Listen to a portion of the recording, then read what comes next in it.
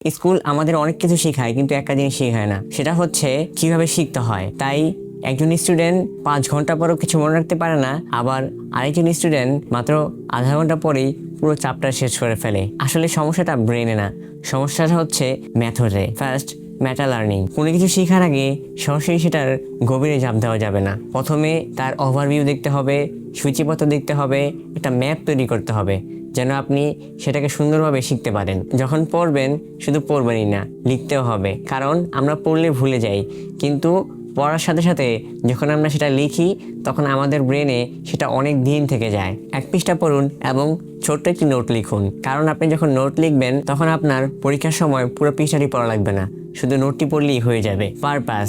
Motivation সাময়িক, কিন্তু purpose স্থায়ী। যখন কিছু একটা শেখার পেছনে আপনার শক্তিশালী পারপাস থাকবে, আপনি সেটা শেখা থেকে কুইট করবেন না, কারণ আপনার শক্তিশালী একটা পারপাস আছে। তাই নিজেকে জিজ্ঞেস করুন, আমি এটা কেন শিখছি।